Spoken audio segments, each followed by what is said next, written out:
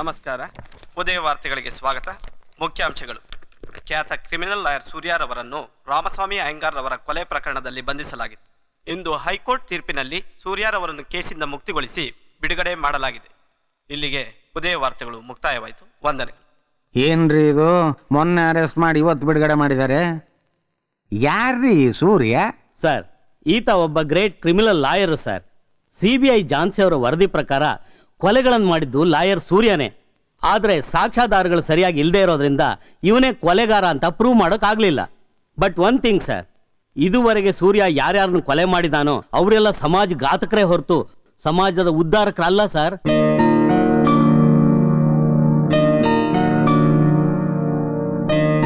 ಆ CBI ಜಾನ್ಸಿಗೆ ನಾನು meet ಮಾಡಕ್ಕೆ ಹೇಳಿ.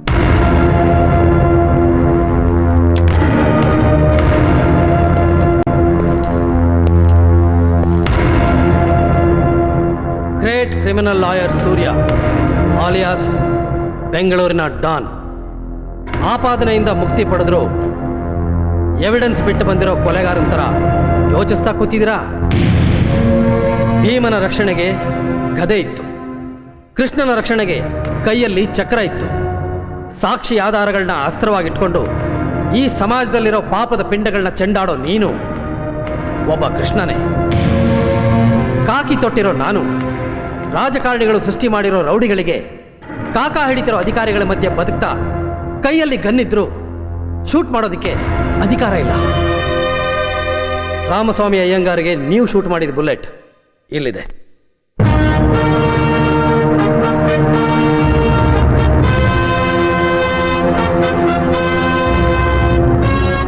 ನಿಮ್ಮನ್ನ ಕಾನೂನಿಂದ ಕಾಪಾಡೋದಕ್ಕೆ ನನಗಿದ್ದಿದ್ದು ಇದೊಂದೇ ದಾರಿ.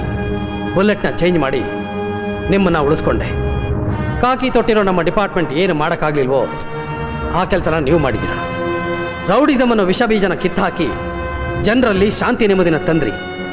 ಈ ಶಾಂತಿ ನೆಮ್ಮದಿ ಹೀಗೆ ಉಳಿಬೇಕು ಅಂತಂದ್ರೆ ರೌಡಿ ಲಿಸ್ಟಲ್ಲಿರೋ 135 ಜನರಿಗೆ ನೀವು ಗೋರಿ ಕಟ್ಟಬೇಕು.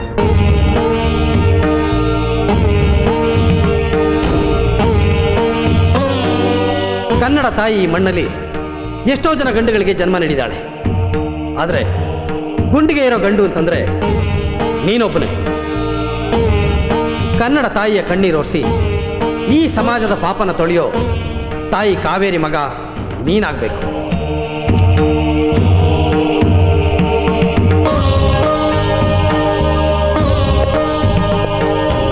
Good luck.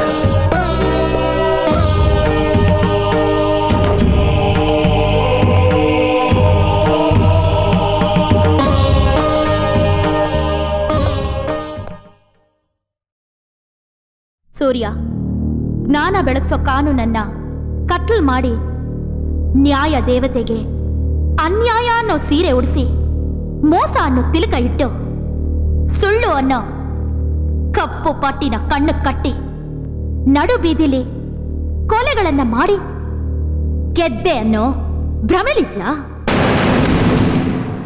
ಗಂಡನ್ ಕಳ್ಕೊಂಡ ವಿಧವೆಯರ ಗೋಳು, ತಂದೆನ್ ಕಳ್ಕೊಂಡ ಮಕ್ಕಳ ಶಾಪ ನಿನ್ನ ಸುಟ್ಟು ಬೂದಿ ಮಾಡತ್ತೆ. ಇಡೀ ಪ್ರಪಂಚನ ನೀನ್ ವಂಚಿಸಬಹುದು, ಆದ್ರೆ ಮನಸ್ಸಾಕ್ಷಿಗೆ ಮೋಸ ಮಾಡಕ್ ಆಗಲ್ಲ. ದಿನೇ ದಿನೇ ನಿನ್ ಚಿಂತೆ ಚಿತೆಯಾಗಿ ನಿನ್ನ ಜೀವನನೇ ಸರ್ವನಾಶ ಮಾಡುತ್ತೆ.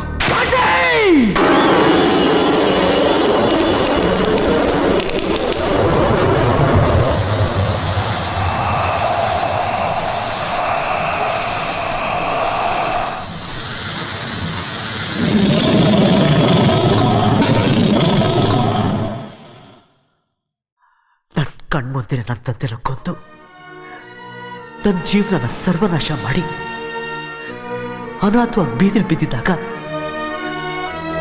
ನನ್ನ ಶಾಪ ಯಾರಿಗೂ ತಟ್ಟಲಿಲ್ವಾ? ಇಲ್ಲ, ನನ್ನ ಗೋಳು ಆ ನ್ಯಾಯ ದೇವತೆ ಕಿವಿಗೆ ಬೀಳಿಲ್ವಾ? ನೀನ್ ನೋಡಿದ್ದಲ್ಲ ನಿಜನೂ ಅಲ್ಲ, ಕೇಳಿದ್ದಲ್ಲ ಸತ್ಯನೂ ಅಲ್ಲ.